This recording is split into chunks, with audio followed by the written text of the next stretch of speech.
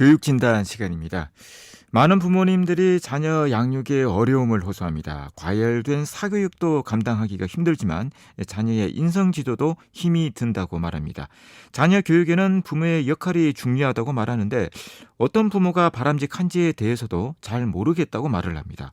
오늘은 부모의 유형을 알아보고 바람직한 부모가 되기 위해서는 어떻게 해야 하는지에 대해 얘기해보는 시간 갖도록 합니다.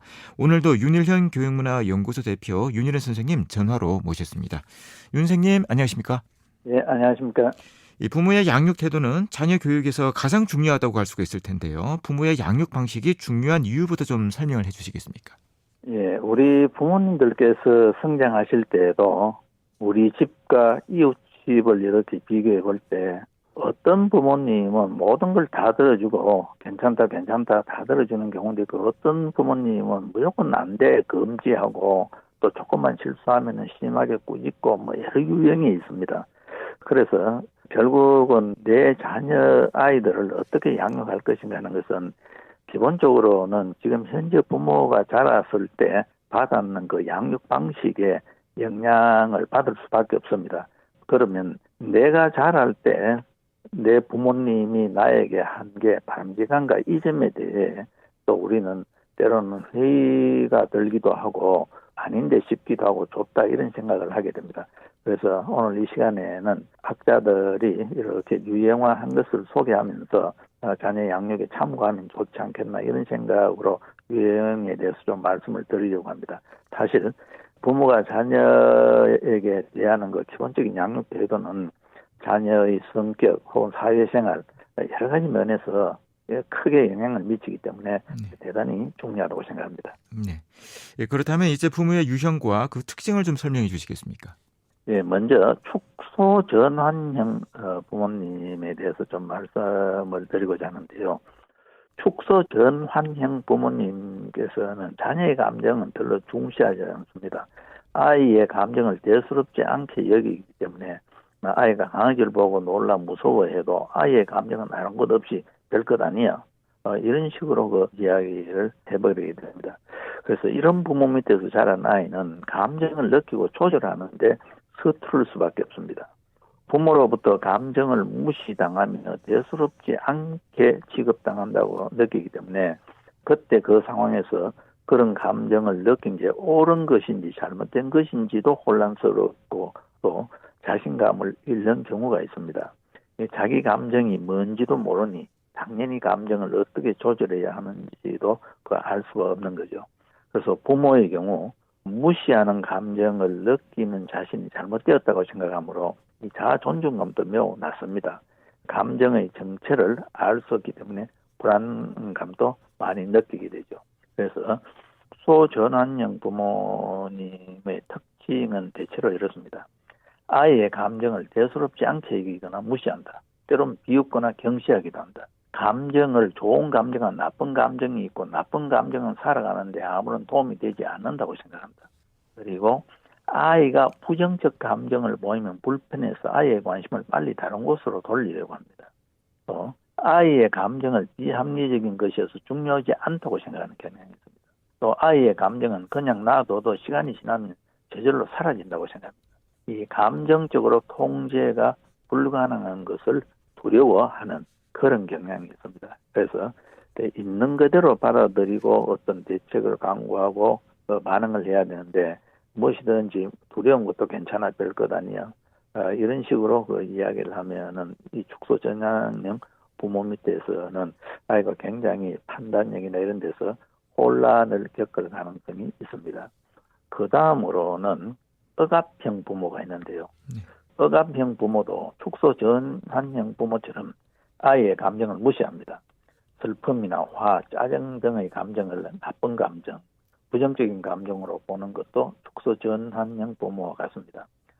억압형 부모는 축소전환형 부모와 많은 부분이 닮았지만 아이의 감정을 더 엄하게 질책합니다. 감정을 무시하는 정도를 넘어 감정이 잘못된 것이라고 비난까지 합니다.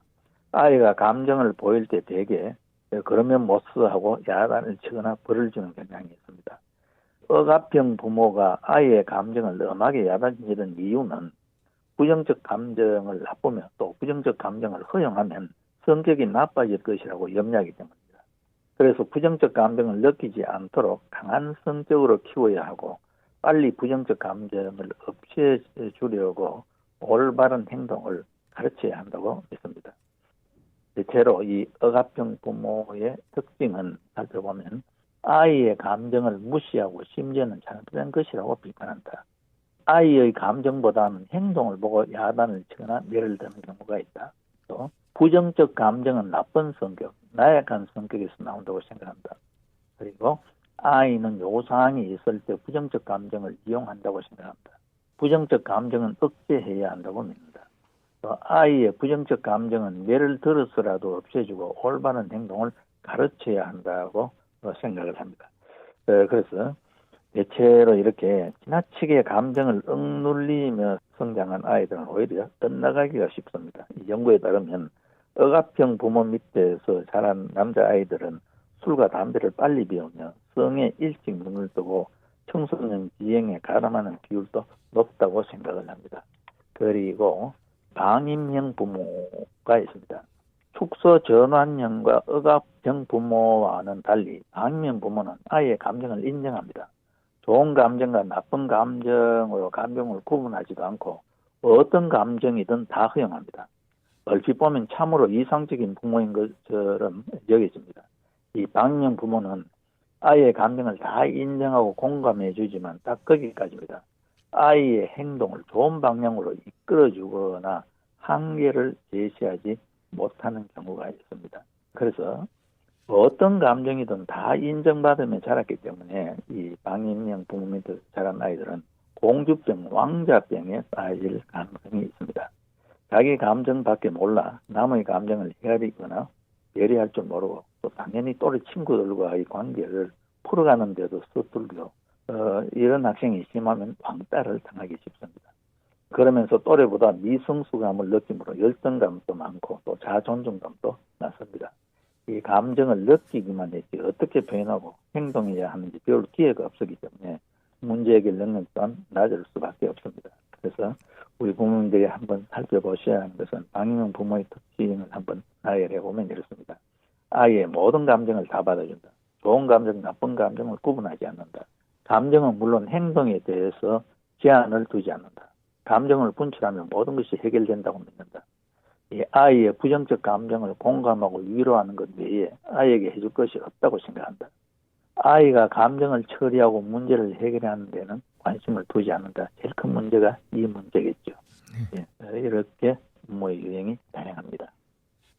축소 전환형 부모, 억압형 부모, 방임형 부모 이렇게 말씀을 해주셨는데 가장 바람직한 부모는 어떤 부모인지 좀 조언을 부탁드립니다. 우리가 가장 바람직한 부모는 감정 코치형 부모라고 이야기를 하죠. 아이의 감정을 다 받아주고 공감한다는 면에서는 감정 코치형 부모와 방임형 부모는 비슷합니다. 그러나 감정 코치형 부모는 아이의 행동에 대해서 분명한 한계를 그어줍니다. 이게 제일 중요하죠. 다 받아주되 행동에는 분명한 한계를 그어준다는 거예요. 앞에서 예를 든 대로 아프면은 괜찮아. 가까이 갔을 때 이런 것이 아니고 예를 들면 아빠가 데려간다면은 아빠도 치과에 갈 때 겁나서 할머니 손을 꼭 잡고 몇 번 헤아리고 이러면서 극복할 수 있어서 이런 식으로 이야기를 해주는 거죠. 중요한 것은 감정은 모두 수용해주되 행동에는 분명한 한계를 그어야 된다는 점을 우리가 꼭 생각해 봐야 되고 또 아무리 무섭고 싫다고 해도 치과에 가서도 의사 선생님한테 욕을 하거나 때리면 안 되고 이를 치료받지 않고 더 썩게 두어서는 안 된다는 한계도 확실히 정해야 된다. 그러면 아이가 쉽게 이해할 수 있는 그 행동의 한계를 제어하는 게 좋겠죠. 대체로 행동의 한계 예전제는 어릴 때 남에게 해로운 행동을 해서는 안 된다. 그럼 두 번째, 자신에게도 해로운 행동은 해서는 안 된다는 것을 분명히 정해주는 게 필요합니다. 사실 우리는 지금 이 교육이 안 되고 있죠. 그래서 감정 코치형 부모의 특징은 아이의 감정은 다 받아주되 행동에는 제한을 둔다. 감정에는 좋고 나쁜 것이 있다고 나누지 않고 삶의 자연스러운 일부로 받아들이게 한다. 아이의 감정을 표현할 때 인내심을 갖고 기다려준다. 아이의 감정을 존중한다. 아이의 작은 감정 변화도 놓치지 않는다. 아이와의 정서적 교감을 중요하게 여긴다. 아이의 독립성을 존중하며 스스로 해결 방법을 찾도록 한다. 이런데요. 그래서 이 감정 코치형 부모님들 자란 아이들은 자신이 느끼는 감정을 잘 수용하고 또 컨트롤하는 그런 경향이 있습니다. 그래서 가능하면 우리 부모님들께서는 이 감정 코치형 부모가 되도록 노력하는 게 바람직하다고 생각합니다. 네, 감정은 존중하되 행동에는 제한이 필요하다라는 말씀이었습니다. 네, 오늘 말씀 고맙습니다. 윤일현 교육문화연구소 대표 윤일현 선생님이었습니다.